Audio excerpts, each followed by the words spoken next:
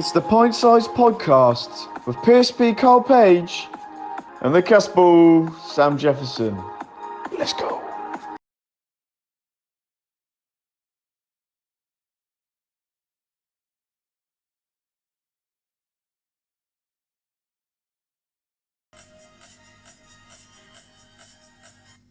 Good evening, everybody. Welcome to Pint Size Streaming the podcast live. This is episode 8 with myself, PSP, Carl Page, and my mucker, my old chum, Casper. Hello, Samuel mate. Jefferson.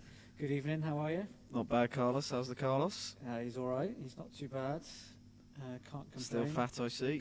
Still fat, still been on the buttons. And, Up the chocky buttons. Up the chocky buttons. 3 times rendezvous in the last week and a half.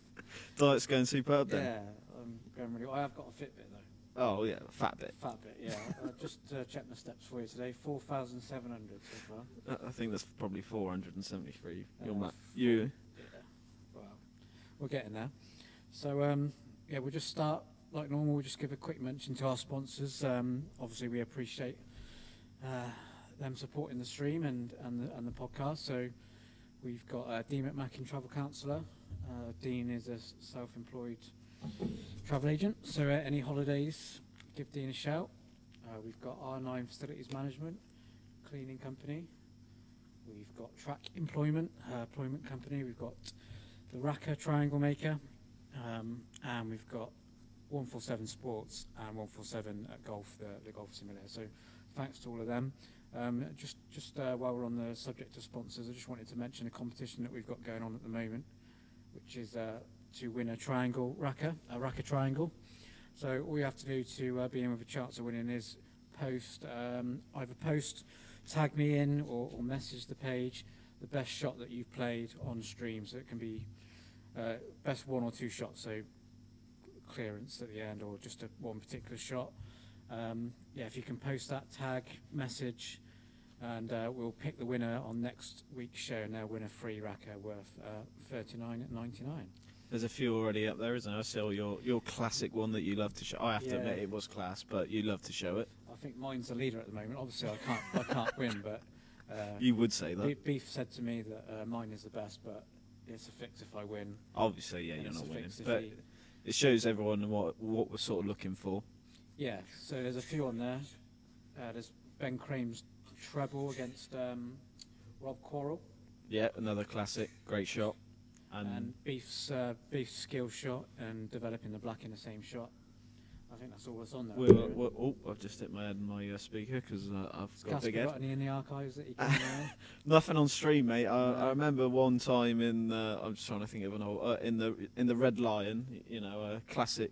To be fair, the best clearance. Beef will back me. Well, he might not back me off, but I've only done one thing that I was quite very proud of myself at the time, which was a clearance at the Shield and Dagger against Rich Fleet, and it was honestly, I don't know how I'd done it. It was the best clearance I've ever done in my life. And Fleet, he wasn't very happy about that. No, well, he wasn't, but the only reason why he was is because a couple of months before he'd done one against me in what's the one by Compulsive? The Kingsdown. Kingsdown. He'd done an unreal clearance in there, so it was 1-1 on the clearances. But I'll never be able to do anything like that again. But yeah, that was. I do remember a nice reverse dish against the Casper for myself. Shock. Where was that at? The Kings? Yeah, it would have been the Kings. Yeah. Casper, Oh yeah, I Casper do. Dry break, yeah, it did dry break. Down with a big red head on. I didn't have a red head. Enjoy yourself. Maybe for the heat. Yeah. I do get hot. So yeah, that's the competition. Yeah, we'll share that out at the end. We'll share that post again, and just so you know where it is on the page. But yeah, if you're listening, get your shots in. I'm sure anyone in this club or anyone decent standard Liverpool player would have played on a stream before. So dig out your best shots. We'd love to see them, and then we'll give a triangle away. Free triangle, free postage, courtesy of my back pocket. So great. So we'll move on. While we're sticking with Paul, we'll move on to the Ultimate Champions League final tonight. Yep. So we've got Mick Hill, Chris Mellin. Semi-finals. Yeah, semi-finals and final tonight. The last 4: Mick Hill, Chris Mellin, Neil Rayburn, and Aaron Davies. Ooh. Mick Hill, slight favourite, 6-4 with Bet365. Mellin 2-1. Rayburn 100-30, and Aaron Davies 5-1. Casper, Well, where's your money? I mean, good luck picking the winner out of them four. Unbelievable for pool players. The only thing that makes me, I just like the price of Aaron Davis at 5-1. He's only just odds against to beat Chris Mellon, so why would he be 5-1? It makes sense to me. Back to 5-1. If he wins against Mellon, you can lay some of that off against whoever he plays in the final, and you'll be quids in. So I'd be getting on Davis at those prices, but I mean, good luck picking a winner. It's a lucky dip with them for me anyway. I think with the format, the best bet is to back an outsider, especially when they're On form on the day. Aaron Davis outsider is a World Championship finalist in the last World Championship, so you're not getting bad value for your money at 5-1. I think although obviously Mick Hill's favourite and Mellon's a good bet as well, I think just because of the sort of lottery format, your best bet is to back one of the outsiders. I agree. So I would, I'm going to go for Mellon because he's one of my favourite players, just because he's a shot maker, and you never know quite what you're going to get. But I think 20 quid on Aaron Davies would be a decent bet as well. Yeah, I like you say, it's all of them can win on the day. They're all as good as each other, really. Great semi-finals for the Champions League at pool, and it'll be a good showing tonight. Yep, I think a Mick Hill Chris Mellon final would be a good crescendo. I think that's what everyone wants to see, good don't crescendo they? to the comp. That's the best two players in it at the start, I would say, and if they two got to the final, I don't think anyone would be too shocked. So let's wait and see, though. Okay, so that's it for the pool. We'll just move on now to the Premier League. Should we start with Liverpool and get out of the way, Casper? Yeah, let's just get out of the way. We're rubbish. We're absolute dog poop. We are officially now. Well, we weren't, but I'm saying now we are officially the worst Premier League champions the second season. It's an absolute horrendous show. It's to me, there's a few things that have gone on for Liverpool that over the last couple of years, what do you always think about Liverpool? You think about the pressure, you think about we're always on the front foot. As soon as your keeper passes it to a defender, we're right there. Always you've got to play quick football and try and get in behind. This season we look like we're playing, well, not really playing too deep, but we've just got no motivation, I don't know. We just got no intensity, we just look no creativity. We've only got one. If Mane or Salah don't score, that's it. We haven't got any other route. We haven't got a second option. It's just the standard. Pass the ball out to Trent. Pass the ball out to Robbo. Whip it in. Hopefully one of them two get on the end of it. I mean, there's no creativity. And to be honest, the last few seasons, Liverpool have been unbelievable to watch. I think a lot of people would agree, even if they're not Liverpool fans. Same with City. It's really good, entertaining football. Whereas at the moment, Liverpool, it bores me. It really does send me to sleep to watch. And I think, just get on to next season. It's horrendous. But I think, there's a lot of reasons why you can say Liverpool have had the season they've had. One is obviously injuries. Yeah, but they've had more than anyone else, especially at the back. But I think my personal opinion is that even with the injuries, moving Henderson back there has been a mistake because it totally takes the balance of the side out and the shape of the side. And I think Henderson is probably an underrated player. He gets a little bit of stick. Maybe the last couple of years people have started to warm to him a bit more, but I've seen him, especially for England, get some stick. I think with the form that Liverpool are in now and have been this season, I think people probably appreciate the job that Henderson does even more now. Yeah, I agree. But we have been lucky the last couple of seasons with injuries, and it's just all hit us this year. So, but you can't blame it all on injuries for us, unfortunately. The main players haven't been getting, apart from Van Dijk, really. I know it's just all been defenders, but Salah's been fine, Mane's been fine, Firmino's been fine. The big threats that we should, Trent, Robertson, all these players have been fine. So Van Dijk and Gomez or whoever, centre back has been our problem, and putting Henderson there, I think, I do agree. There could have been other ways around it, but at the time it was the best of a bad situation. I still don't understand why we haven't played Ben Davies. Why hasn't he played Ben Davies yet? I don't understand that. It's a strange one, but each their own. Anyway, let's get on from that.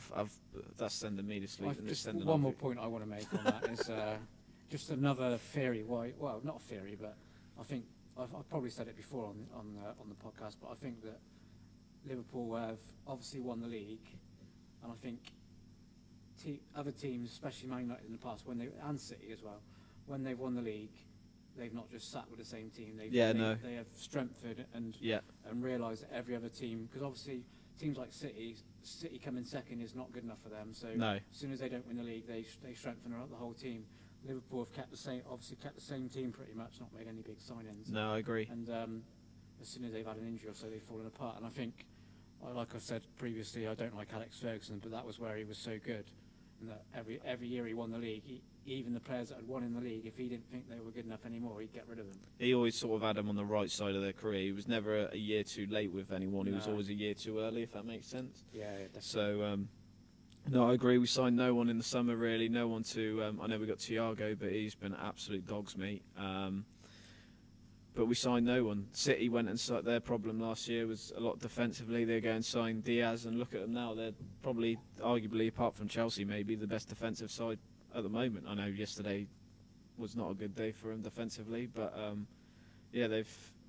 that's what they do. As soon as they see a weakness, they go out and improve it. So, unfortunately, Liverpool have got a bit of with these owners have got a bit of a transfer policy, which I can't say can't hate it because we won the league and won Champions League with it, but I'm not the biggest fan of it. There's, like you say, when you win, you've got to keep improving and keep evolving, and that's what we haven't done this season.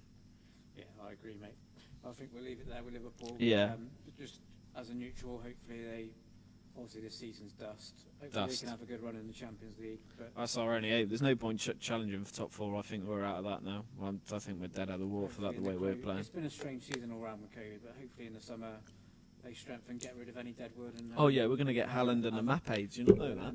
And go again next season. Jeez. Joelinton is still available if you need him. Up the Joelinton. So we'll go back to Saturday's games. I think the early kick-off was Burnley Arsenal. Yep. One each. I didn't. Yeah, I watched a bit of it. Aubameyang early goal, and then Xhaka made a horrendous error and gave the ball away for the equaliser. Wasn't a great game, but yeah, I don't really want to say much more on that. No, we are in the sequel, baby. Good to see you, baby. We'll talk about your boys. You can get some comments in about your boys yesterday, Quarrel. It was. I've got some very positive things to say about United, which is very unlike me.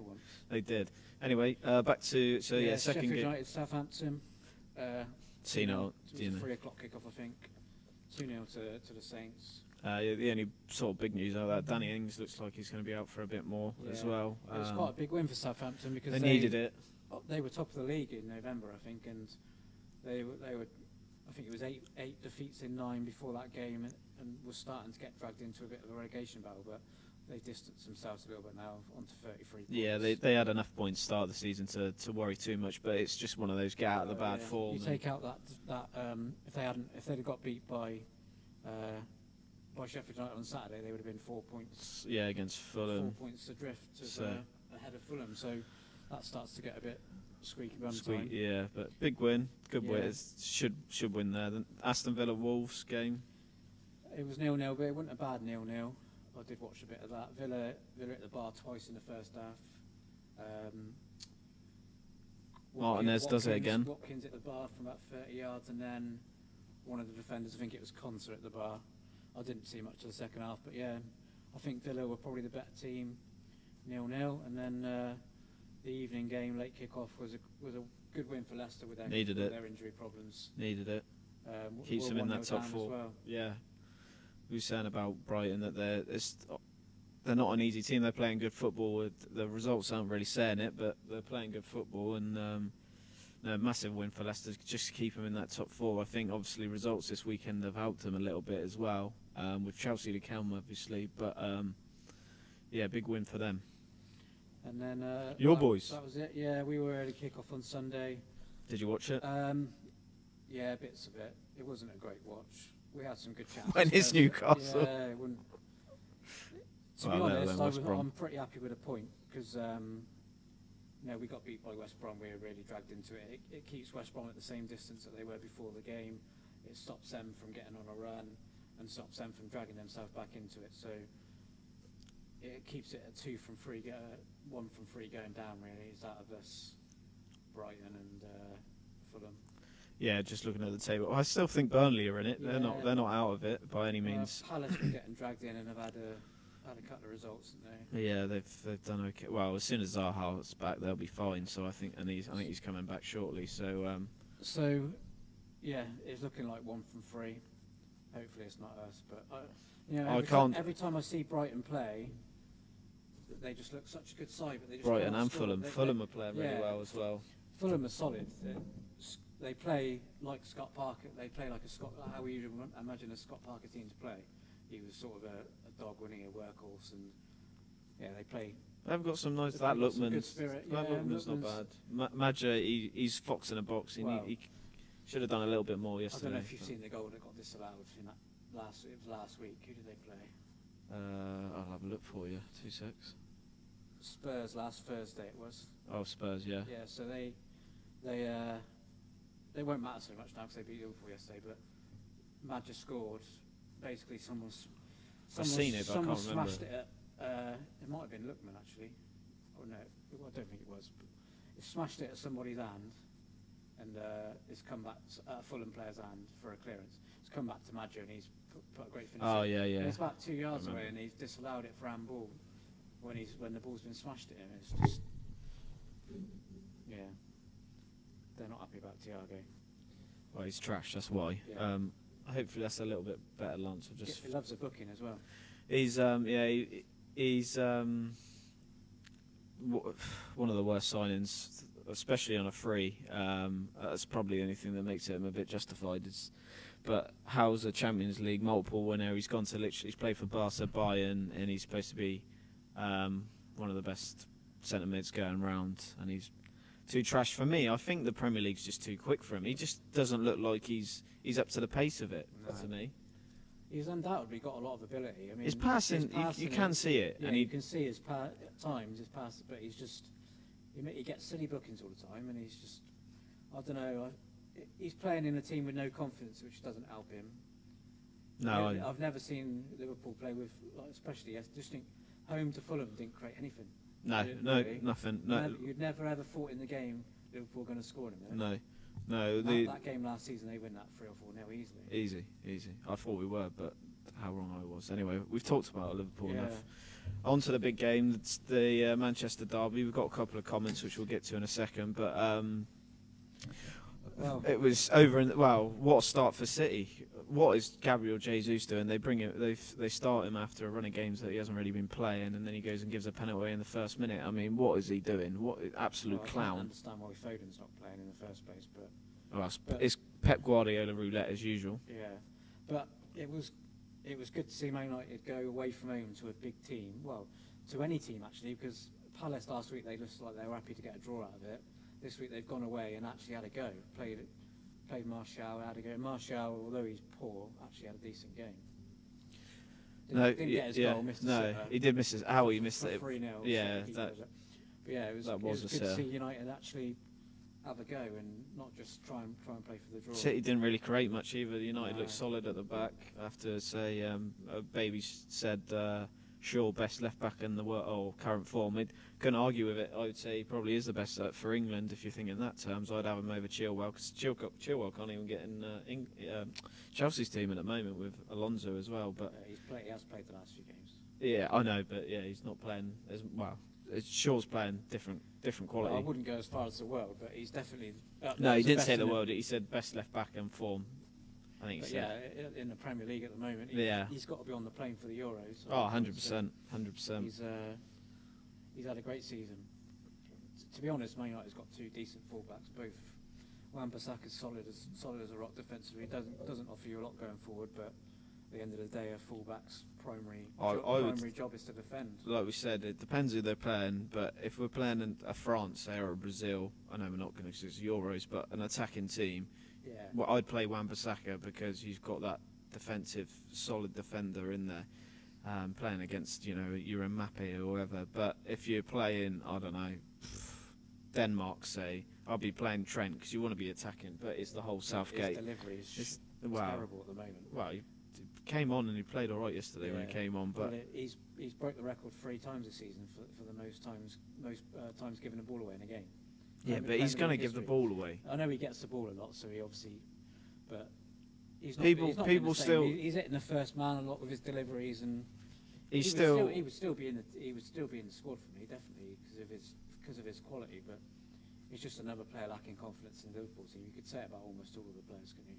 Yeah, you could, but everyone knows if you want someone to deliver that ball, you want Trent on. Yeah, he would definitely be on form. He would be my right back. But yeah, I think when we named our England team the other week, he was my right back. But Camwell, how you doing, Sam?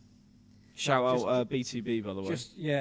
Just a little word for Penwell because he's been in hospital the last couple of days. Oh, is he? He's out today. What's he had done? I think he had a penis reduction, or something like that.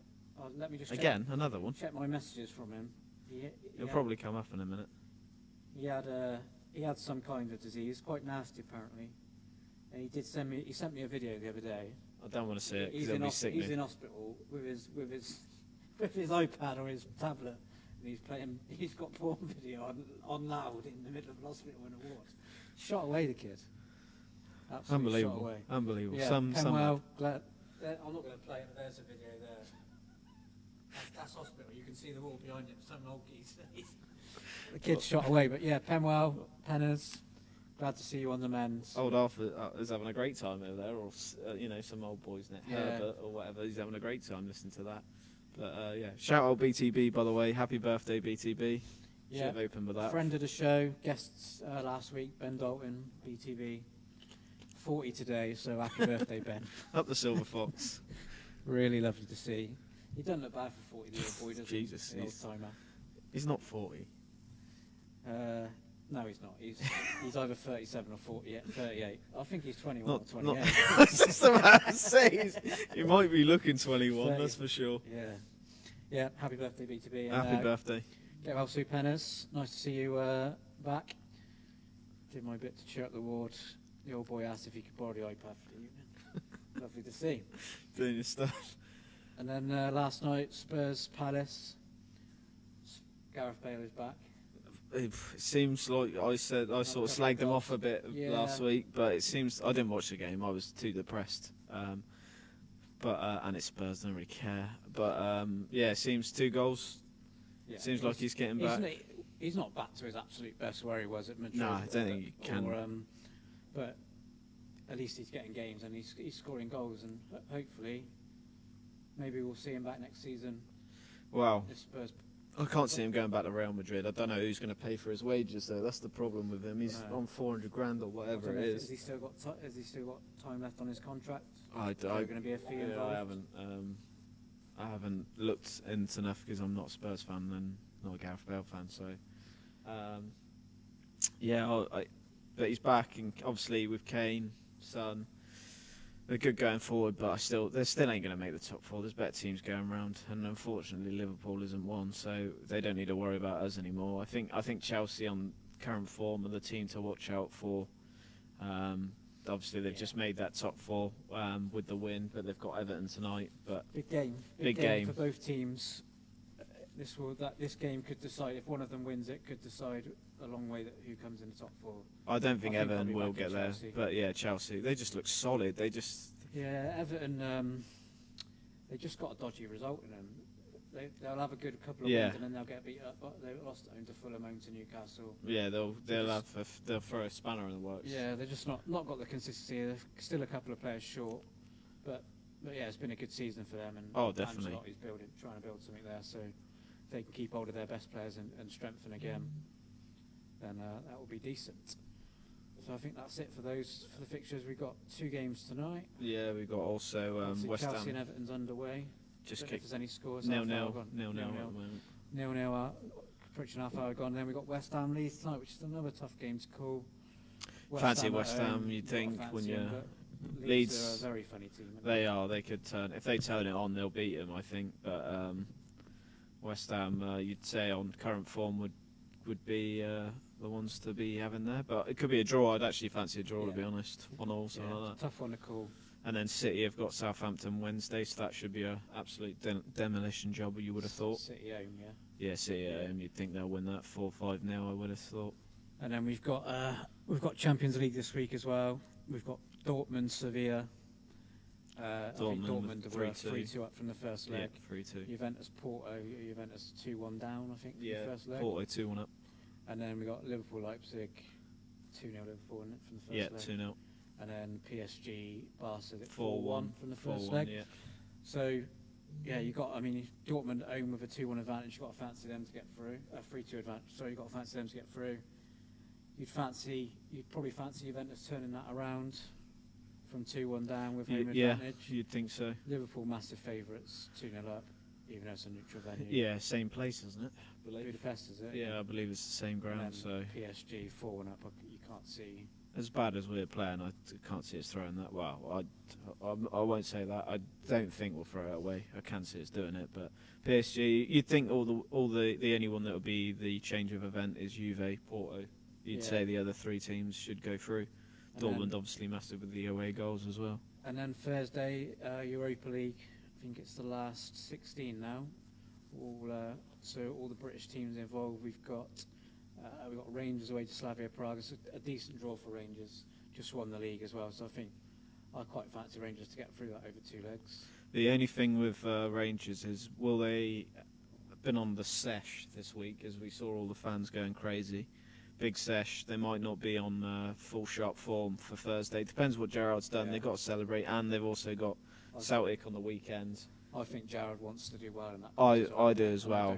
He'll let them have their day or two celebrating, but then he'll be back to it. I think that's what the Rangers players wants as well. I'll tell you now, they want to win when they play Celtic. They want to get Celtic to give them. Obviously, they got to give them a guard of honour, and they want to win there. They wanted to do it all with the league still on the line, but obviously that they've wrapped that up thanks to Celtic drawing on the weekend as well. So, but I tell you what, Rangers are not out of winning this Europa League. Obviously, there's some big teams in there. They need a bit of luck with the draw, and they've had a good draw here. They could have definitely had a tougher draw. But you look at some of the teams. Obviously, still got all the English teams, and you've still got Roma and obviously AC Milan. Slavia probably Leicester last round, so they can't be any mugs. But you would have taken that draw as a Rangers. 100%. But that's what you'd need. You need a little bit of luck. Obviously, you'd fancy Rangers to beat Slavia Prague than more than Leicester. Yeah. So that's what you need. You need a little bit of luck on these runs, like Fulham years ago, getting to the final of the UEFA Cup back then. So you just need that little bit of luck, don't you? So I would not be ruling Rangers out at all. United, AC Milan. Probably the tie of the round, I would say, looking at that. What do you reckon, baby? Any scores, baby? You've got to fancy United, haven't you? Yeah, obviously the way they're playing, and also Ibra's out as well for Milan, isn't he? So that's their big talisman as well. So writing on the wall for United. Know with United, but you've got to fancy them over 2 legs. Oh yeah, definitely. And we've got Olympiacos, Arsenal. I think it's a decent draw for Arsenal. Yep, you can't argue with that at all. For an Arsenal fan, they should be. I'm sure partner's happy with that. If he's listening, they should roll. And the same with Spurs. They've got Dynamo Zagreb, so they should be. I think all the English teams should be going through. I think the closest one's United to call, but I think they'll go through over 2 legs. I still think United will go through. So yeah. Baby's gone 4-1 over the 2 legs. Couldn't throw you off that at all. Yeah. So. Football's coming thick and fast again. Yeah. It's just a shame that most games are 0-0 and there's no crowd, but hopefully we're coming to the end of that. As football is, a lot of the games are absolutely dire to watch at the moment. That's true. So I just want to. We already sort of mentioned the Fulham goal, but I know we talk about VAR all the time, but there was also another VAR goal from last week. Well, there's a couple of incidents over the weekend. Obviously, there was a couple of close. Last weekend with the 2 handballs. I know Liverpool was one game, but was it Liverpool? Was it Chelsea? I can't even remember. But I'll try and think of it now. While you're looking for that, I'll talk about the Werner. Yeah, you talk Werner. An absolute joke. Absolutely robbed of a goal. Oh, the offside. Yeah, he was on. I mean, for a start, I don't understand why. The Liverpool-Chelsea game. Yeah, Liverpool-Chelsea game. I don't understand why when they show, when they're putting the lines up to show whether he's onside or not, why is the camera not directly in line with the play? Yeah. Because you've got the camera at like an angle, and then the line. So it's impossible to see from that I don't know if the VAR at Stockley Park have got access to having it in line, but I it don't know, makes mate. it difficult to judge anyway. And then he's played on giving him offside by his arm, by the looks of it, 'cause he's pointing where he wants the ball played. But I just feel sorry for Werner, really. You have got a soft spot for I do. Werner. I have got, well, not a soft spot, but I think he had a good game. Yeah, he played well. Chelsea Tuchel was a better team. set up perfectly to play Liverpool because they played a high line, and The only thing Werner's got blistering pace. did you? I was the handball with Kante. Did you see that? Do you know which one I'm on about? When he was, again, I'm not saying it was a penalty or it wasn't. I'm just saying I don't know what is a penalty these days because his hand was up above waist height, and the ball was kicked at it. Now, years past, that was a penalty to me. But this season, we had, I think when there was another one. I think it was on last week. It was Hudson-Odoi, wasn't it? Yeah, the Hudson-Odoi one. I think there was another one. I think it was in the United Palace game, but I can't remember. And it was the exact same sort of thing, and it was even worse. Actually, it might have been the Spurs game. I can't remember, but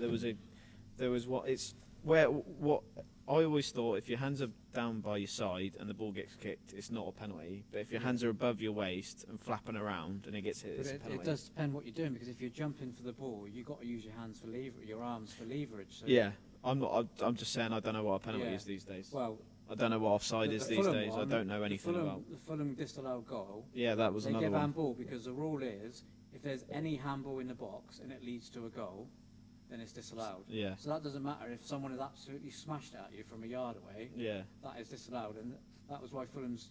It was right by the rules, but the rules are a joke. It should never ever have been disallowed. They need to. But what I don't like, and what is a massive contradiction, is that if the ball's pumped at you and it's your hand, and then the goal scored from it, it gets disallowed. So basically, any handball is disallowed. Yeah. But then on the other hand, any handball in the box from a defending point of view is not a penalty. It doesn't make sense. Wow. Again, I don't know what it is. I literally don't know the rules of football anymore. You can't say any handball you can't say any form of handball if it leads to a goal is disallowed. But then when you're attacking and exactly the same thing happens, and I smash it at your hand but I don't get a penalty. How can you disallow a goal down one end for one thing, and then for exactly the same thing at the other end don't give a penalty?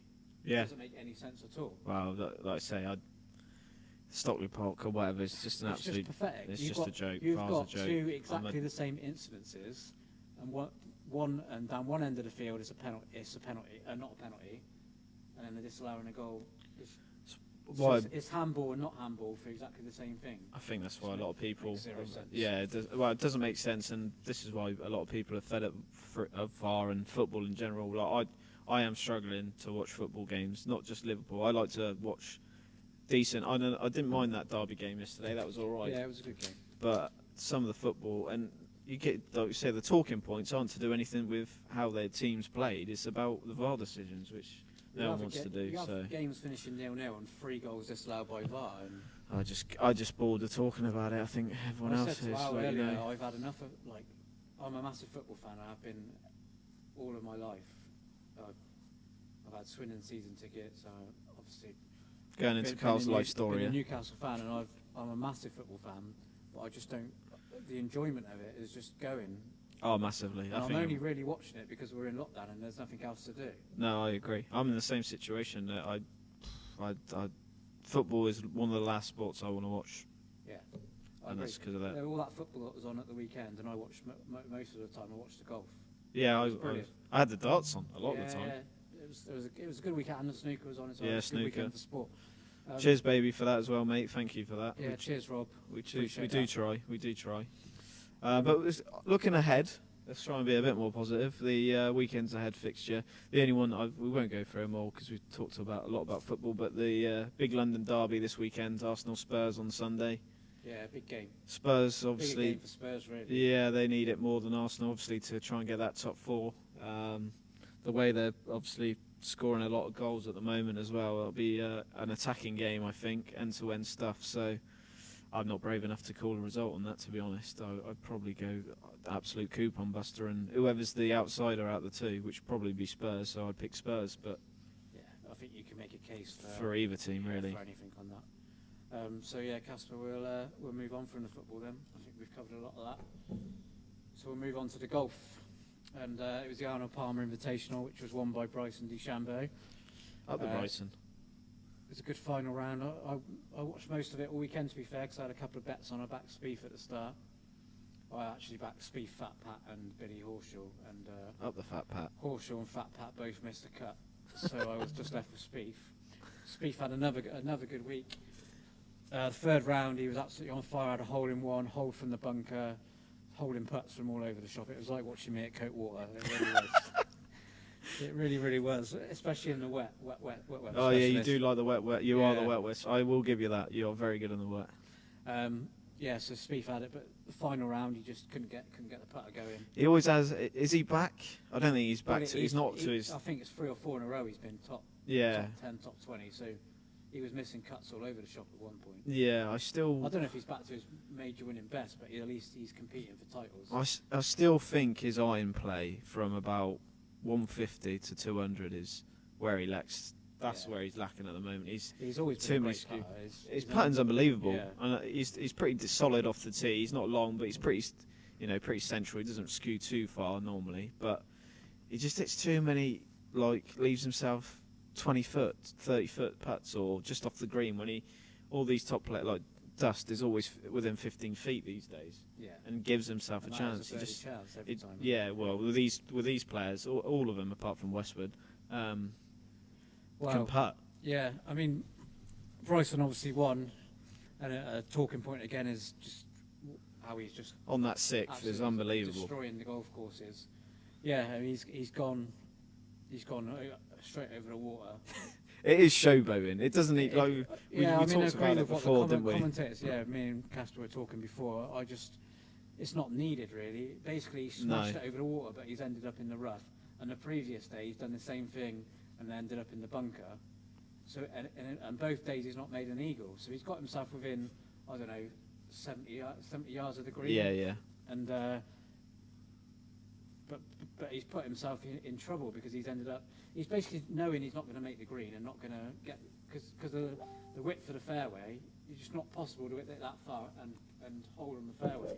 So he's just basically knowing he's either the bunker or the rough is going to stop the ball. Yeah, he's open for the miracle lay, isn't like the lie in the grass or the sand, and then try and take his two from there. So I honestly think he's got a better chance of making eagle if he just plays the percentage shot onto the fairway like Westwood would have done. Yeah. And back his iron play from 180 yards, 200 yards. That's not the Bryson way. No, but he does it for. I think he's got it's great to watch. Don't get me wrong. I mean that drive was incredible, but I just think he's not using common sense. He's not using his brain. Like the Andy O'Malley. And he actually started playing with the irons off the tee. Agreed, Donald. To the lost. Westwood is an incredible golfer. He's the best tee to green player that's nearly ever been. But he's just the worst putter. I mean, I can't putt, but Donald with his child putter is a million times better than Westwood. He's the absolute tin man of tin men, and he's tried to change the way he putts. Obviously, he uses the claw grip now, and he's still tosh. But how many majors he could have, if he could just putt half decent, how many majors would this bloke have won? He could have easily won 5. He's 45, somewhere between 45 and 50 now. He's probably going to make the Ryder Cup if he carries on this form. And he can't putt. And he won't do. That's why I don't like him in Ryder Cups, because you need to be a putter. 25 years and he cannot putt. Still cannot putt now. But he outplayed cash cow. He outplayed Bryson. That last day they played together. He outplayed him. He was hitting almost every fairway, every green. Like Don says there, that one hole cost him where Bryson's got driver out when he didn't really need to because it was a short par. Yeah, he's gone in the bunker or whatever. I don't know what hole it was. The very short par 5 where it's an absolute guaranteed birdie, and Bryson's got the driver out and smashed it into the top of the bunker, so he can only play out 30 yards onto the fairway.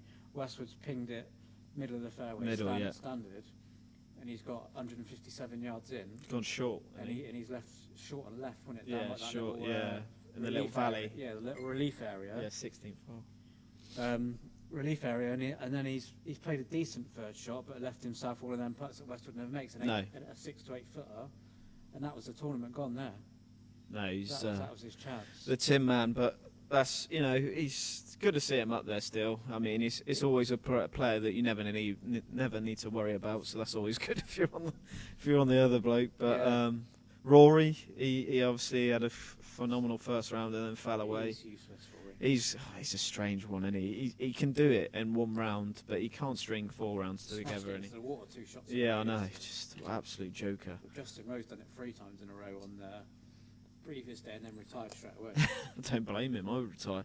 But yeah, obviously Bryson, and we've got the big. I think probably the second best tournament in golf next week at the Players. That 17th hole is the best hole that's in golf, apart from maybe the 12th at Augusta. But that's 17th. How many players have you seen, like Sergio years ago when they went there and he had a couple of shots lead or whatever, and he's hit it in the water, and that was it. It doesn't matter who you are or what lead you've got. When you're on that 17th, things happen. Strange things happen. So I can't wait to watch it. Unofficial 5th major. Oh well, I think I'd have it. I'd definitely have it over the USPGA and the US Open. Yeah. And then the only thing with the British Open is the weather conditions that But if it's the links course, it's just yeah, different, isn't it? that's the only reason. But actual course wise, it's none of them close. St Andrews, the best out of the rest.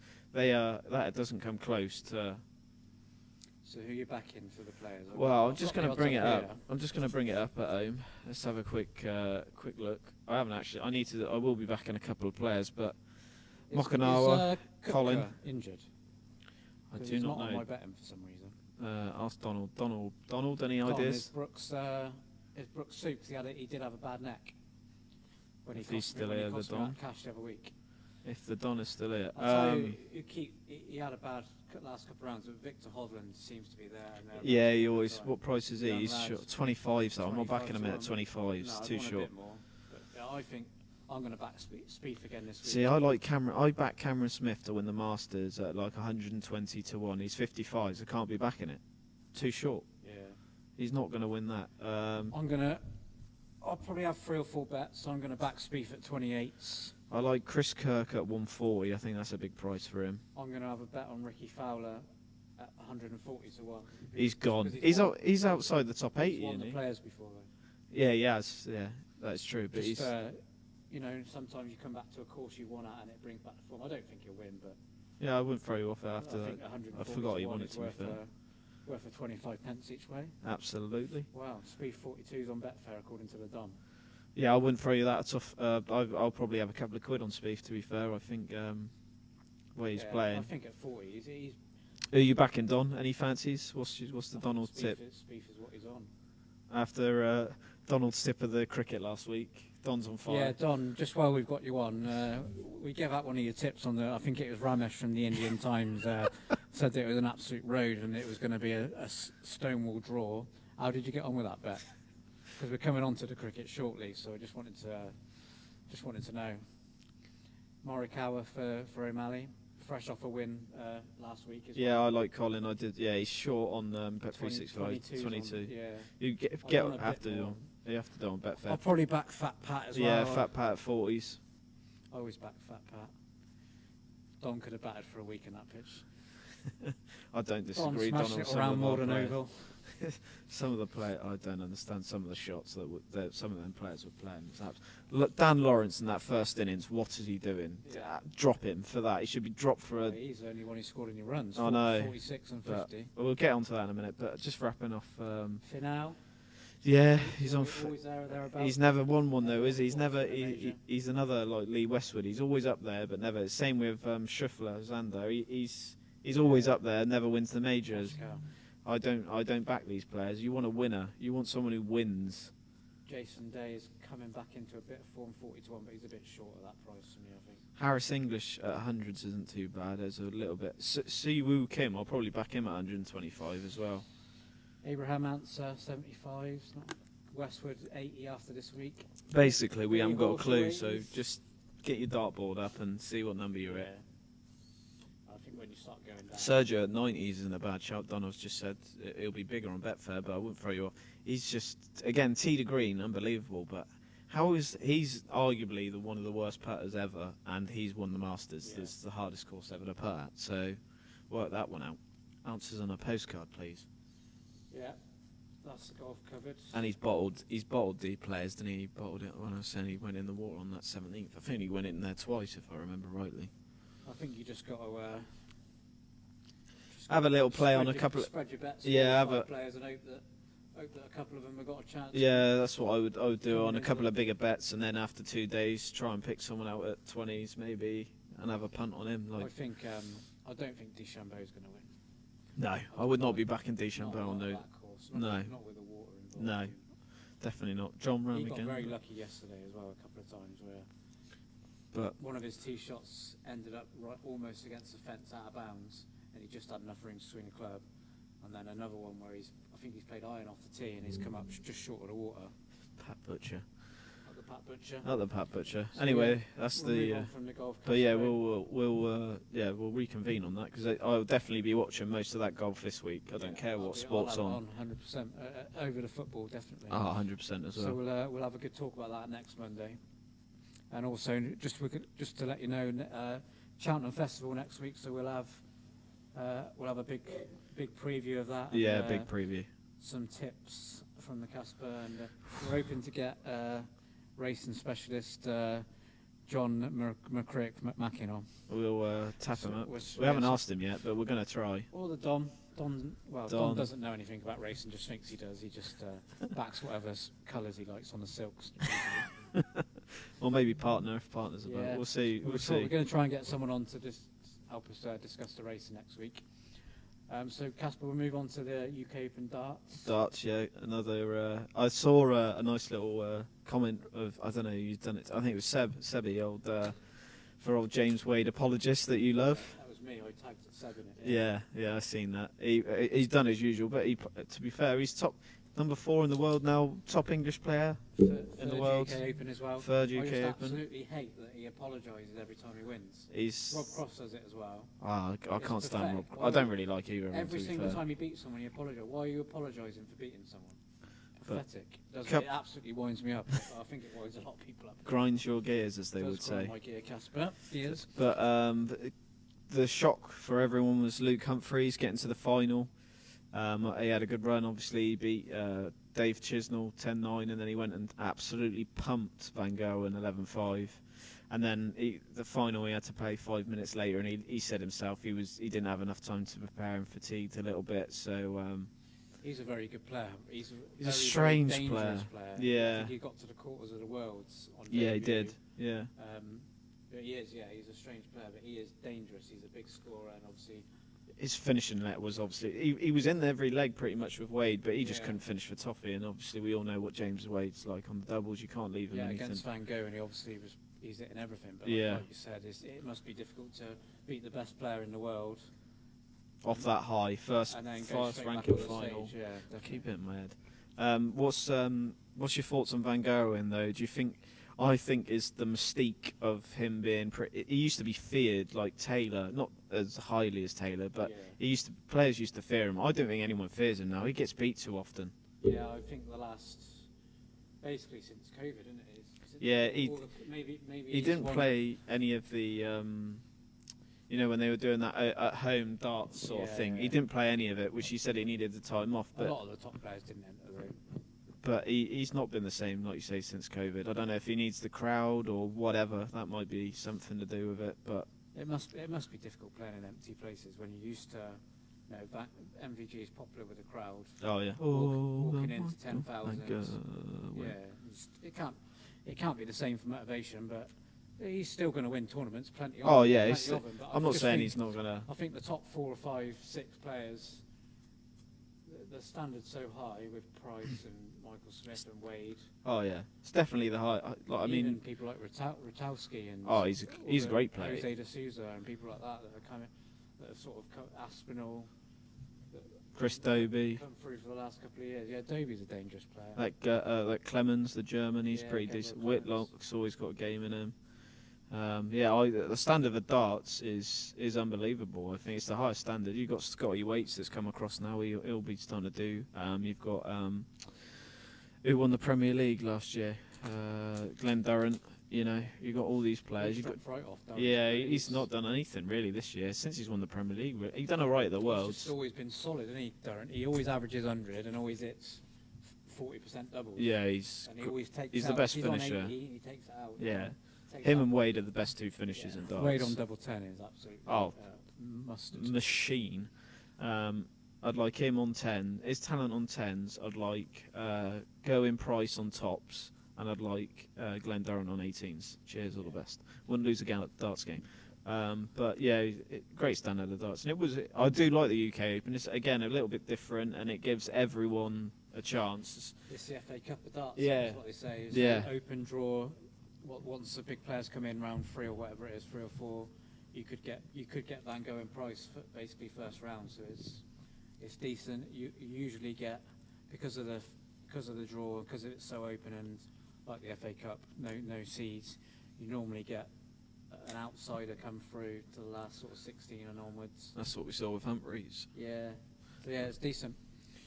So we move on to the cricket now, Casper. I don't want to talk too much about it because it was absolutely terrible. Well, we said, and it was a few days back now, but the only thing I will say, and I'll back England up for once, is the team selection I thought was actually a lot better.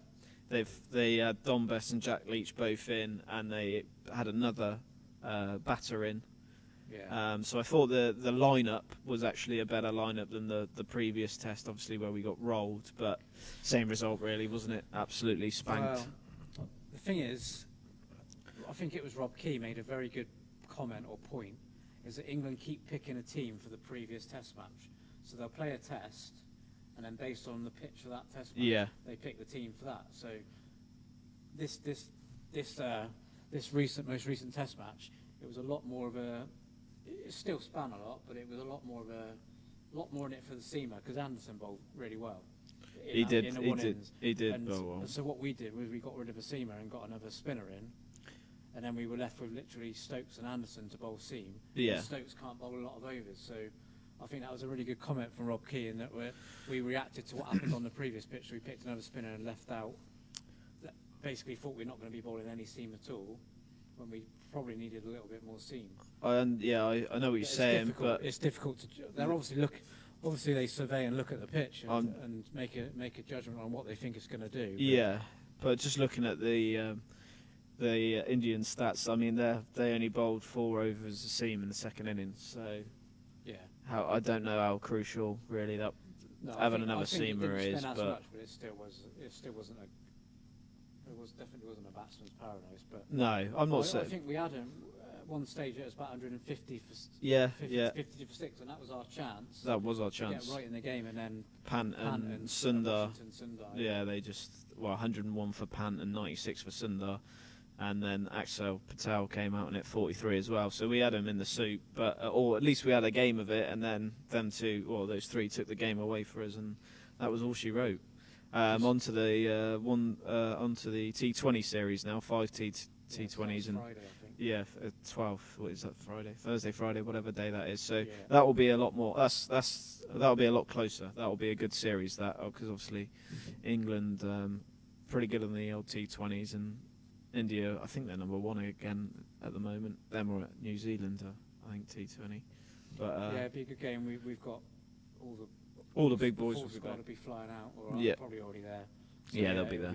I fancy us against anyone T20 in any conditions, to be honest. Yeah, I'd agree with that because spin's going to be taken out of it, obviously with the white ball. So and it'd be good to see Rashid bowling on these pitches. Actually, if I haven't seen the squad, but I assume he's going to be in it. So good series ahead. That.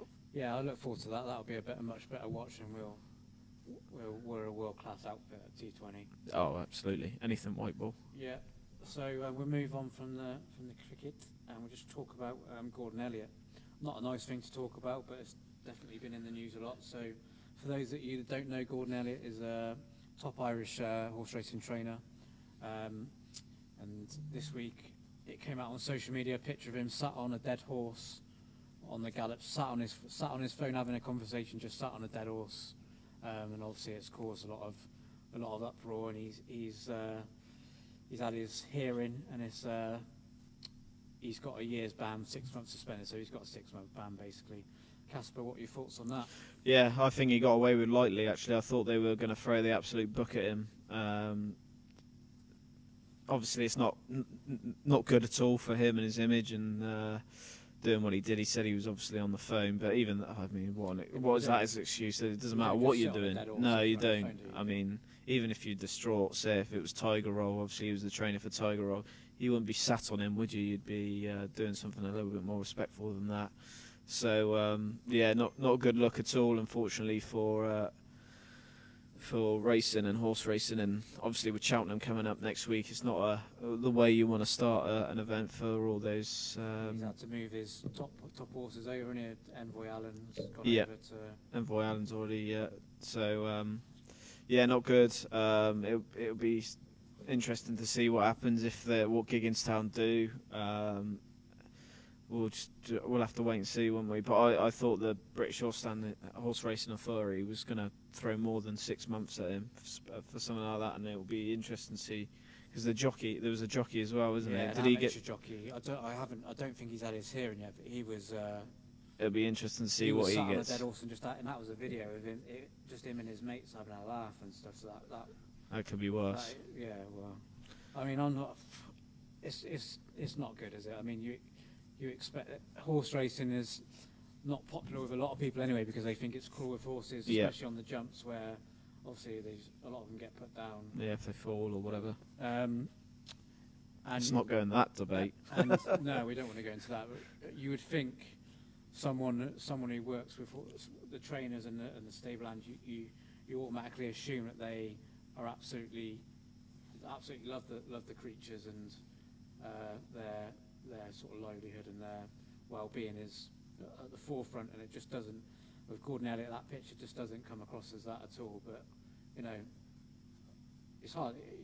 You can only make a judgment on that. You would think because of the job he does that he's obviously is a big horse lover, but I think that's a pretty damning photo, isn't it? Massive disrespect to the horse, whoever it was. Yeah, like you said, we don't know him personally or anything like that, but I'm sure we all know he does love horses and all that lot. But yeah, it's a damning photo, and it's not a. Was that your phone, Carlos? Yeah, Sky News. Oh, hello. Harry and Meghan. Oh, don't get me started on that. That is a rabbit hole that I do not want to go down, because. I'm not much interested in that, to be honest. But yeah, we'll move on. We'll move on to a bit more positive as we're. Talk about the snooker. There's a couple of things we want to talk about snooker this week. We'll start with the Judd winning again. He's back. It's the same old final of Judd and Jack Wazowski.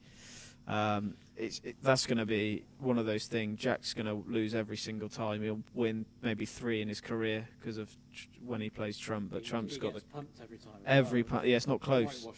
Because they practice to get. What do you reckon? If you were Lazowski, would you carry on practicing, or would you say, "Look, Judd, I got to get away from you because I can't beat you. I need to go and play." It's difficult, isn't it? It is difficult. Because at the moment, apart from Ronnie, it becomes a mental block. Once you start losing it. Ronnie's done it to a lot of people in the past. Yeah. Ding's got a real bad record. Yeah, he has. Yeah. Lazowski's obviously an absolutely. He's flying. Class player. Flying. So talented, unbelievable potter. Plays in a lot the same as Trump, to be honest. He's just the worst of Trump. Yeah, that's all I can say about him. He will win ranking events if he doesn't meet Trump in the final, basically. He needs someone else to take Trump out for him. So he'll win things, but he's not going to. Obviously, he's not as good as Trump. But I don't know what he should do. I was thinking, should he try and get away from Trump? But he's obviously doing something wrong with sticking him, because he's the best of the rest, really. Only Ronnie or Higgins are the only two that I'd say on form are playing with better than him. Obviously, you've always got the likes of Selby, Murphy, Williams, blah blah blah. But form-wise, Jack's second best. Well, him, Ronnie and Judd, I'd say, are the best form. Obviously, Higgins because of that tournament, but he wasn't on the greatest of forms before that. No, Higgins would be a shout for the Worlds now, I think. Well, he's every time, isn't he? He was the other day I saw. But he's lost in the final the last 3 years, is it? 3 he's times? lost a couple. Yeah, or whatever. But he's class act. Just obviously consistency maybe at his age, but what? the other week he was unbelievable. Oh yeah, no one could ever beat him. Like Ronnie at his best would be the only player who could challenge him, and that's only if he got in first, because I think he didn't miss when he got in. Nah, I think also while we're on the Gibraltar Open, just to mention for Matt Sout and Stuart Carrington that both got to the semis. Great. Two sort of players down the rankings. Great result. Sout was playing unbelievable. I saw him against. I'll have a look, but obviously he played Stephen Hendry first round as well. So old Henry hitting a ton. He had a great. Jimmy White got to the last 16 as well. Jimmy White beat Bingham, so it was a good run for Jimmy. I think Sout beat him. No, Chris Wakelin beat him. But the draw really opened up for Sout. It did, yeah. But because I think Selby was in it as part of the draw, but Wakelin beat Selby, and then it really opened up. He didn't really have to play anyone decent. And he started really well against Trump, won the first frame, and Trump needed 2 snookers in the second frame, got them and won the frame. So that was a bit of a, and then Trump just ran away with it after that. But you know, when you're 1-0 ahead of Trump and looks like you're going to go 2-0 up, Judd needs 2 snookers, and then you lose that frame mentally. That must be difficult to come back from, and I think that's basically just what happened. His head probably went after that, and Judd ran away with it. Yeah, he had harder matches getting there. He had Barry Hawkins and he had Kyron Wilson, which he both beat 4-3, didn't he? And then he had a bit of an easy run to the semis, like say beating Wakelin and the Iranian Vahadi, I think that's how you pronounce it. Sohail Vahidi. Yeah, Vahadi, whatever. But But yeah, good. I thought there was going to be a bit of an outsider winning it this week, but Judd's just done the usual Judd. He just turns up, takes his money from the MK Stadium, and off he goes. See you later, and I'll see you next week there. Or whenever the next. I don't know when the next one is. To be fair, haven't looked at the schedule. No, I think it's something like the Championship League, one of them sort of things. Oh right, yeah. One of the short format race ones. I don't think it is a Champions League. I think it's the other one, World Snooker. I don't know what it is. But yeah, it's one of the short format ones that goes on through the week group stage. But while we're on the snooker, Casper, I wanted to talk about this is some news today that Rhian Evans and girl from China, wasn't it? Yeah, and On Yi, both been given 2-year tour cards, which I think personally is an absolute disgrace. And I think a lot. Carlos is just going to kick off. Judging by Facebook is also what most other people think. I just think women want equality in sport, and snooker, darts, etc. is one of the sports where there's no advantage to being a man. There's no physical strength needed. So there's no reason why women, especially in snooker or pool, there's no reason why women should not be as good or cannot be as good as men. There's nothing stopping them, so men are not gaining an advantage. And equality, which is what we hear all the time, female equality in sport. Yeah. And I'm all for that. And it's good. And it's good that Lisa Ashton and Fallon Sherrick are doing well in darts. And Lisa Ashton went to Q School and a tour card fair and square. And I'm all for Rhian Evans having her chance in the men's game.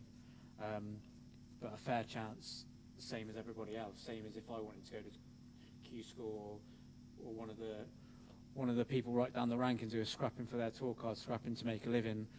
Rhian Evans has had plenty of opportunities in men's tournaments. I've seen her on TV lots of times. Yeah, she's had a lot of chances. Champion. She was in the shootout the other way, obviously only one frame, but she's played in loads. She's probably played 5, 6, 7 men's tournaments, not won a match. And if she's good enough, then she should go to Q School and gain a card. And she's been to Q School and not got the card. No. And there's no, I just do not agree at all with her just being chucked the card and the Chinese lady. It's just a disgrace. I think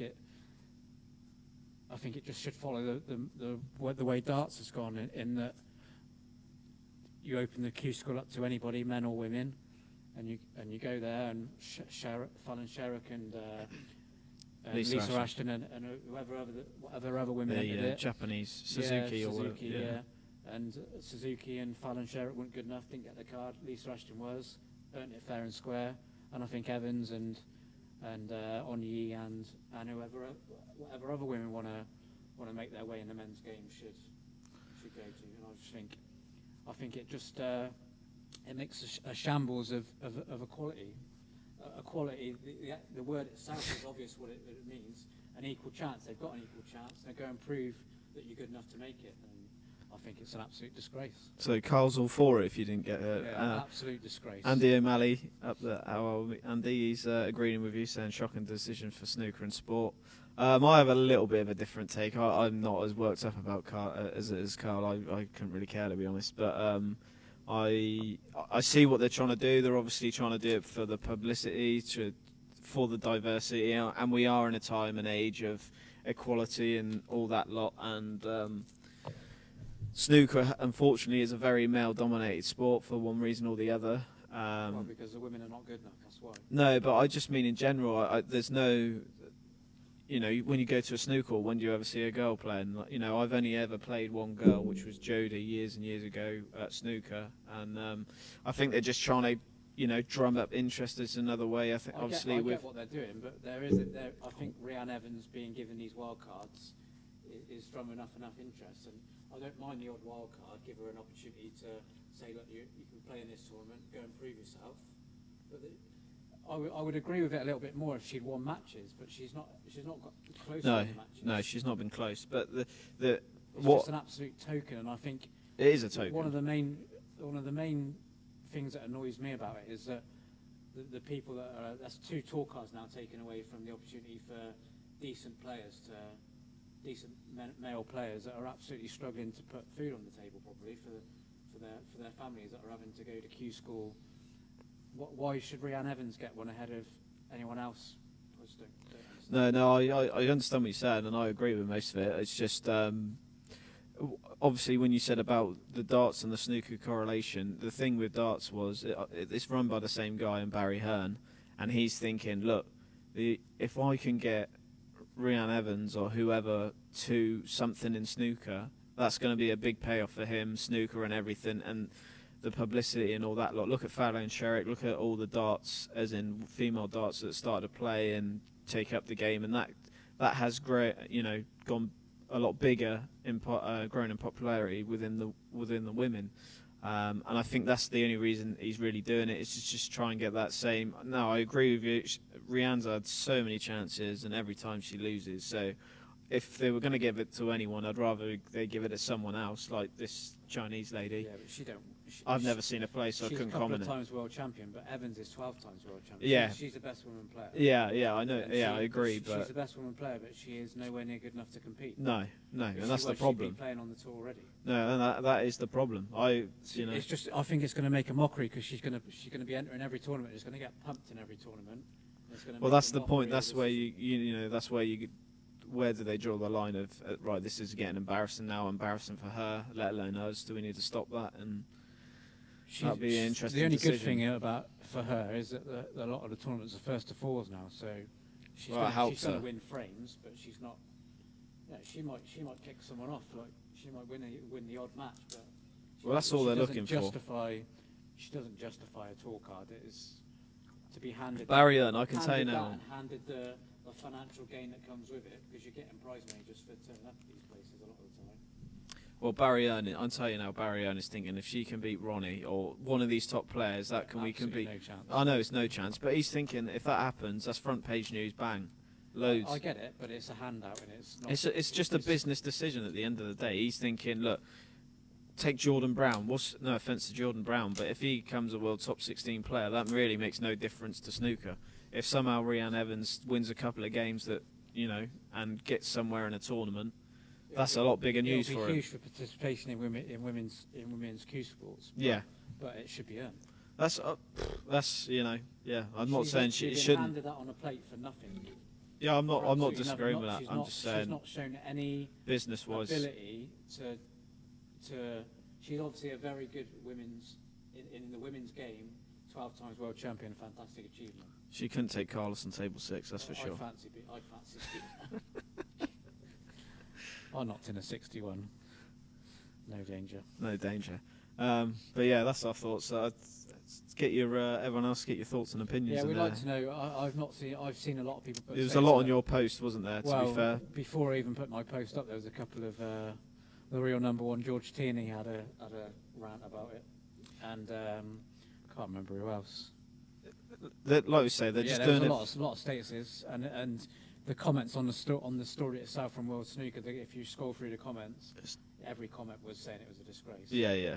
I get it. No, I get it, but they're just doing it for business and publicity. That's the only two things they're doing it for.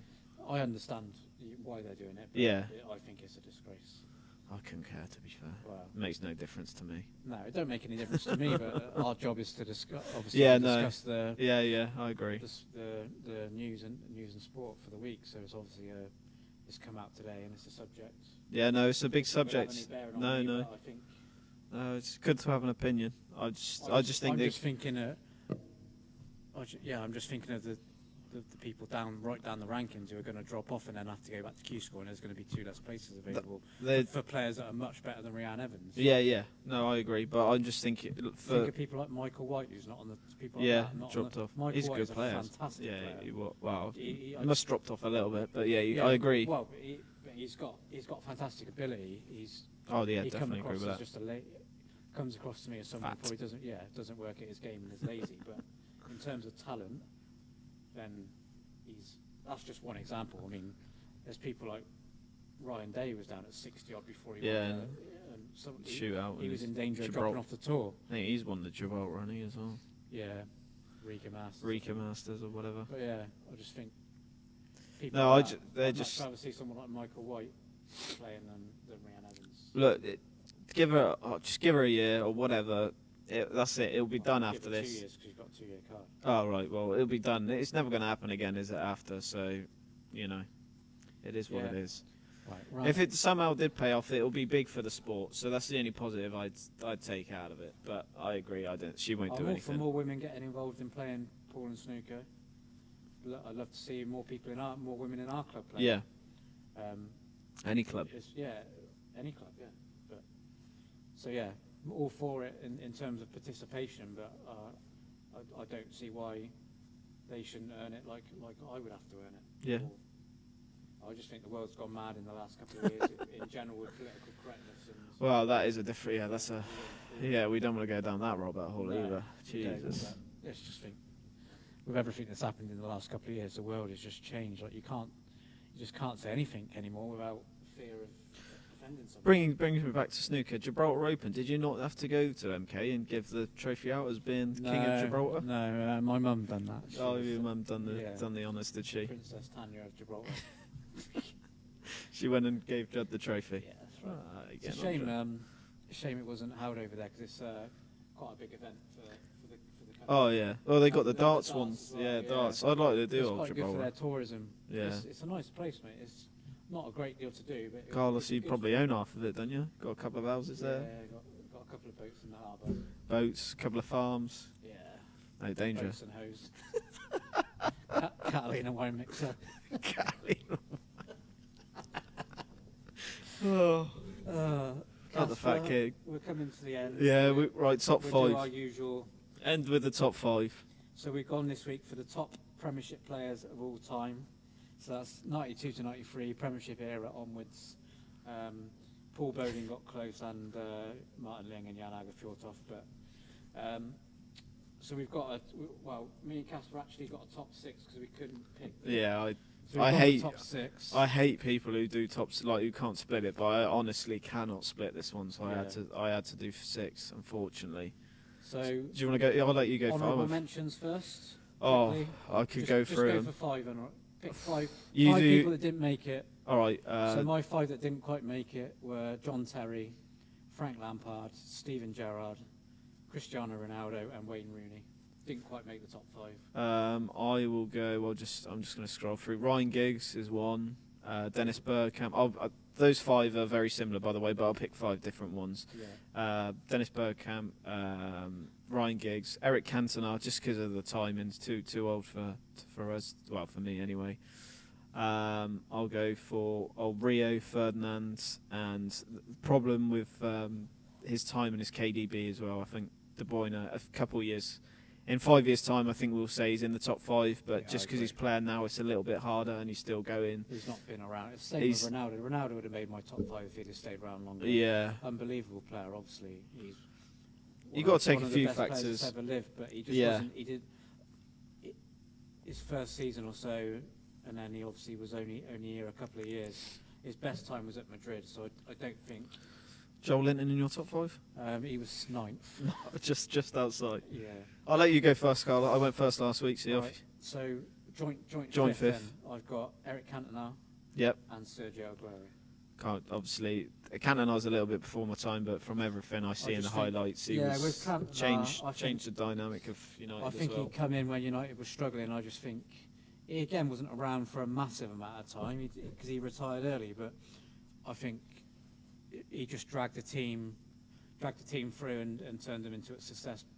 Almost not single-handedly, they had a good team, but it was a sort of the class of '92 time, and he was an experienced player with all the young players coming through, and he was the start of Man United's dominance in the Premier League. So, yeah, him, and then Aguero. I just think his goals record can't really argue with that longevity. Aguero!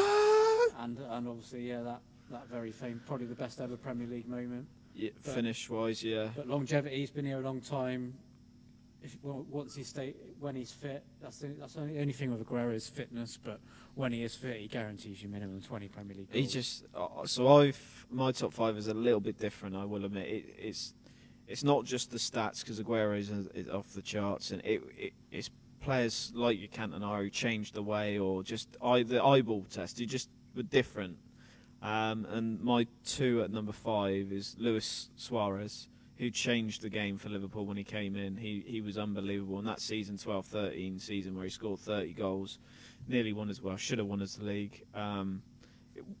I've never seen a player do the things that he did as a football player for Liverpool. He was, skill-wise, was unbelievable. Finishing, obviously, he had his bad points and the bite and all that lot, and some of the racial stuff, which was not good. But he in terms of footballer, he's one of the best I've ever seen. And the other one was Didier Drogba for number 5. Wow. He done things for Chelsea that he looked like a horrible footballer to play against. He was just so big, physical, strong, and he scored some normally against Liverpool. He normally done it against Liverpool, but he scored some absolute phenomenal goals. But he was just that Champions League run that they done. It was literally all Didier Drogba to get to that final and win it as well. So yeah, he's in my top 5, which might be a little bit of a different shout. He was good, and he scored big goals in big finals. Drogba always scored in the FA Cup final. He always scored in big games. That was the thing about him. Evening beef, though. Up the beef. How are we, beef? Get your top 5 Premier League players in beef. I'm sure there'll All be United players. Yeah, it'll be all United players. But Anthony Martial. yeah, beef's favourite. But yeah, I had to put Didier. I was thinking about it, other players, but I just love watching him play as well. He was a great player. Yeah, I can't argue with that. I don't think you can really argue about any top 5. No, I think anyone we're going to mention is Simon Ferry.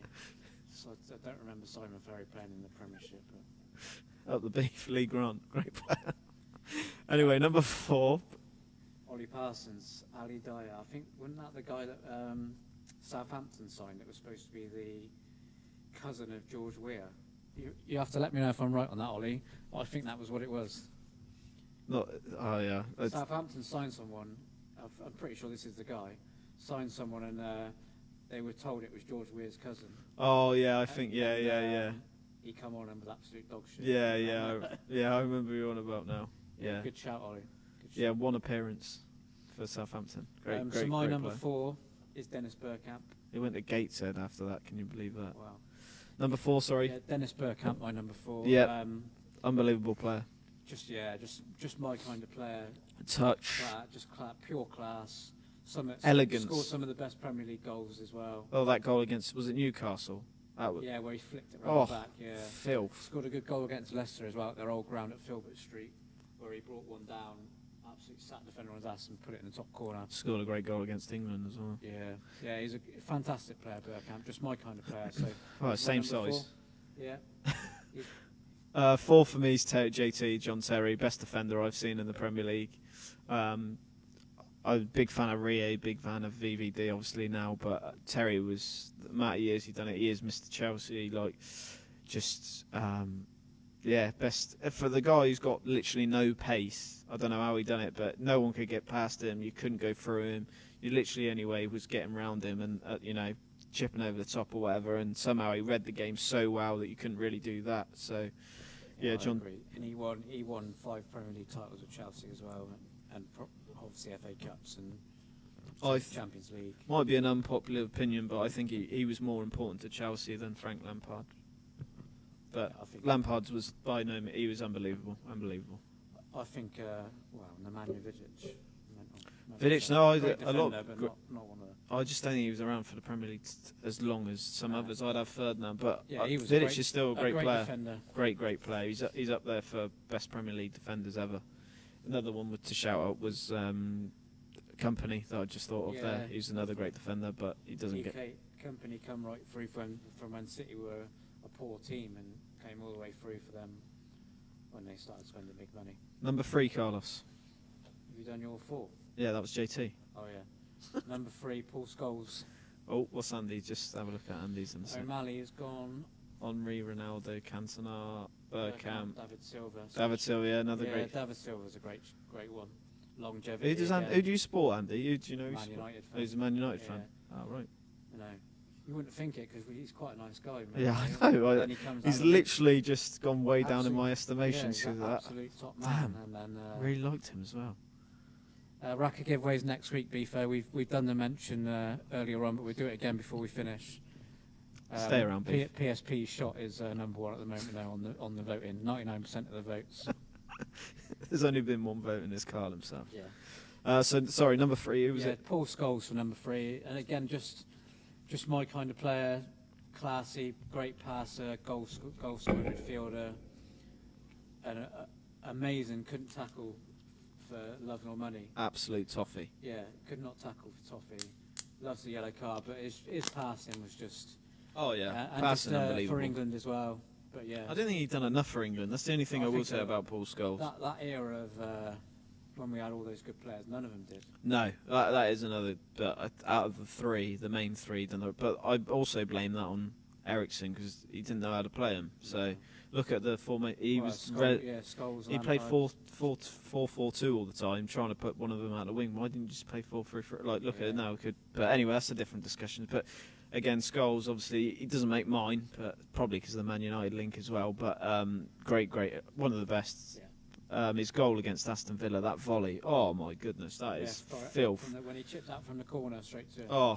Filth. He scored some great goals. He did score some great goals. He probably is the best Premier League passer. Him or maybe David Silva is the only other one I'd say. But he was. Ronaldo was a great. Just before my time, but yeah, great player. My number 3 is CR, Cristiano Ronaldo.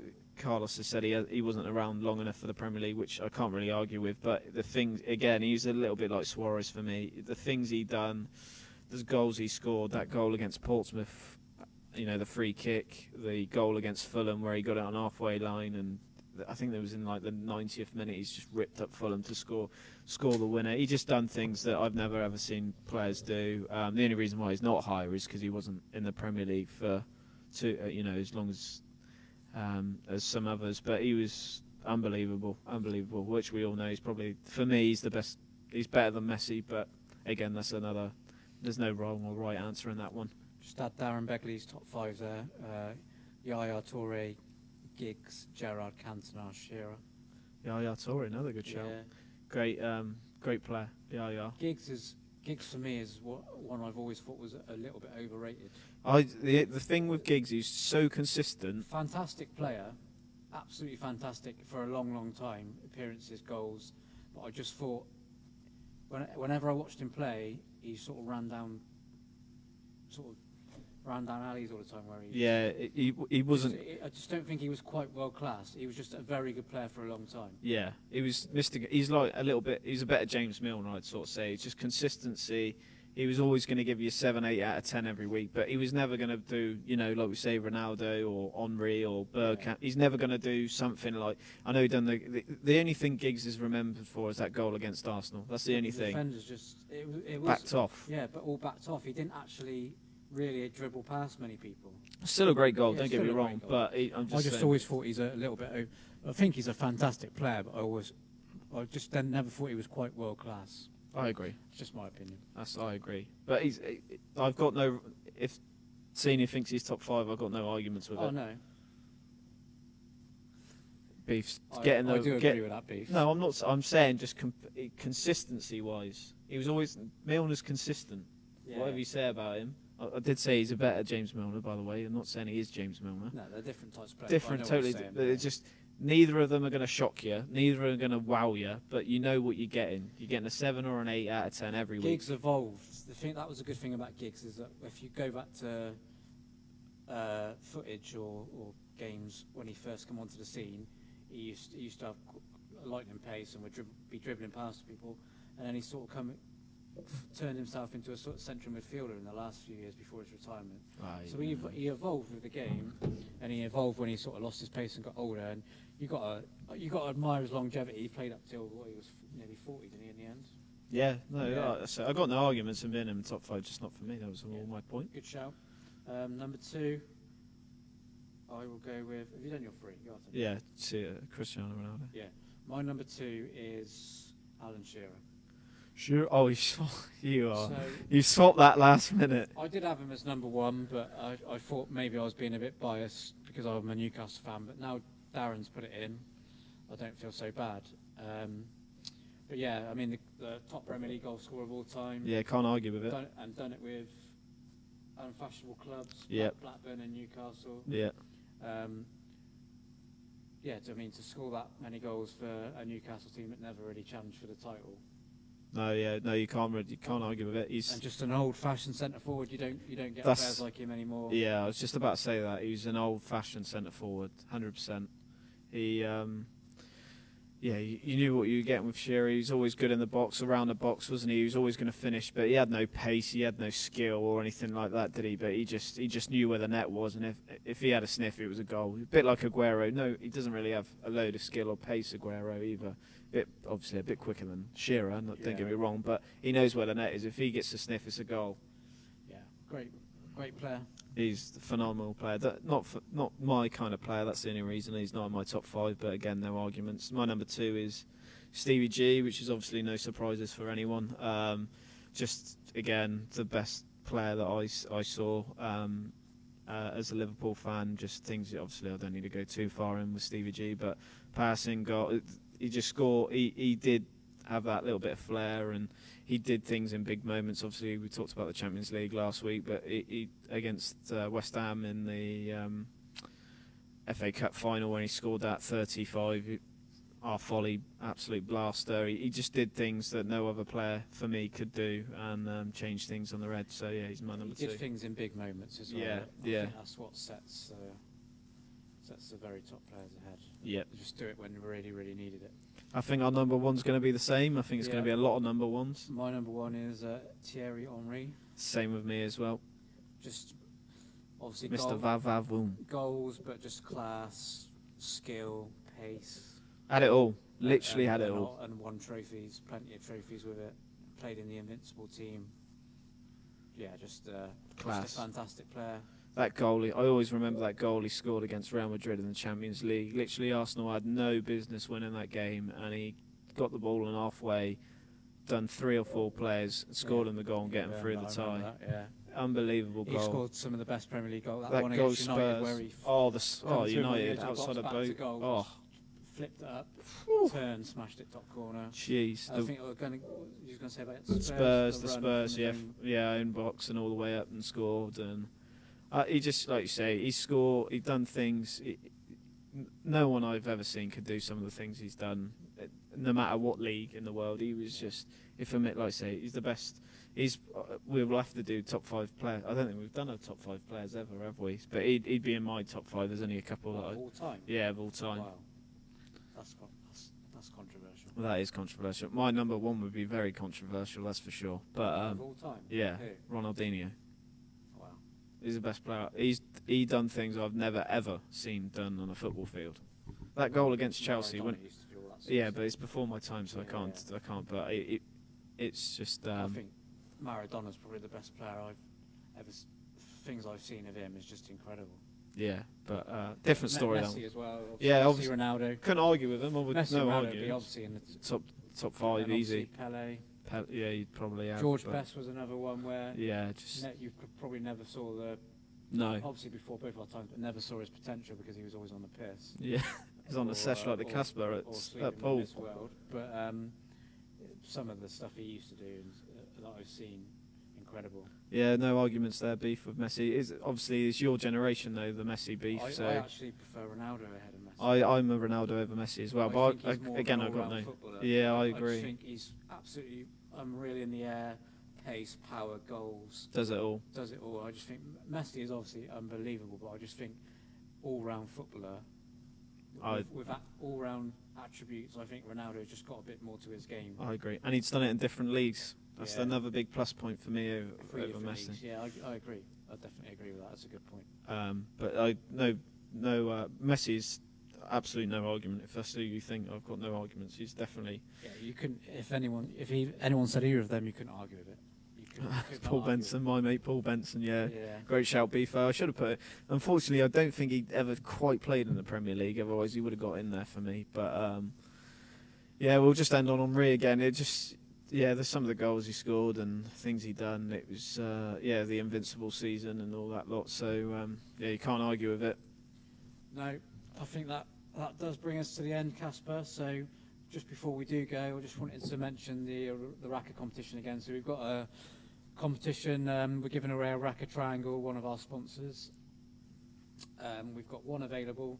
So basically, all you have to do is I've put a post up. I'll put another post up so we can so it comes up fresh on your news feed. But so all we need to see is the best shot or couple of shots in a row that you've ever played on stream or on TV. It's the best shot you ever played on TV or stream, and the winner will get a free Raka with free postage. Obviously, if you're local, I'll drop it off to you.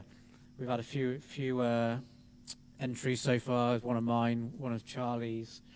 Ben Kramer, very good treble against Rob Quarrell, money match. Charlie's little skill shot and getting the blackout doesn't beat mine, but I can't give it to myself. Even Charlie's admitted to me that mine is the best, but I'm not allowed to give it to myself. Triangle competition, get your entries in. We want to see your best shots, so you can either comment on one of the previous posts. I'll put a new post up as well, or you can send me it on private message either to the stream page or to my personal page, and we'll announce the winner of that next Monday, and we'll have all the rest of the sport plus the Cheltenham Festival preview. Yep, that's next week. Big Cheltenham show, horse racing show next week. Please, any comments on the show, any feedback, let us know. Get in your top fives for your Premier League all-time players. We'd love to know. And we've had a lot of interaction tonight, a lot of comments, so we really appreciate that. 29 comments. A lot of you have got involved in the top five, so we do appreciate that. Definitely. We appreciate all the feedback. If you haven't already liked and shared the page, if you can do that. Hey, look, I told you my finish at a Fox and Hound. Yes, Beefo. Wow. Was Beef there, was he? Beef was there. Wow. Not on the streams, it doesn't count. No, unfortunately not. But Beef will back me up on that. He might, hopefully he does. But I'm telling you, I'll never be able to do anything like that again. Probably for Beef, it's just a standard day in the office. But for me, unbelievable. Just enjoy it. If you can give us a like and a share if you haven't already done so, follow us on Twitter, follow our YouTube channel, and just help get our name out there and keep pushing the stream and the podcast. It would be really, really appreciated. Some serious Mr. Cuts. Some serious guts. I don't know about Mr. Cuts. We need Mr. Cuts right now. I need anything. My hair is out of control. Enjoy it. But thank you everyone, and all support is very much welcome from me and Carlos. Thank you very much. Yeah. And thanks to you, Casper, as always, all your hard work and all your research that you do. Thanks for Al. Appreciate it, mate. Yeah, and thanks to Al Kimber for all the stuff behind the scenes. We both really enjoy doing this, so hopefully people enjoy listening, and we'll keep it going. And when the clubs reopen, we can get some big guests on and get them in live, and get the cameras on us and just make it a bit better. So see my beautiful face. Well, So thanks to everyone. We'll leave it on that note, and thanks to everyone, and we'll see you next week. Cheers, everyone. Thank you. Take care. All the best.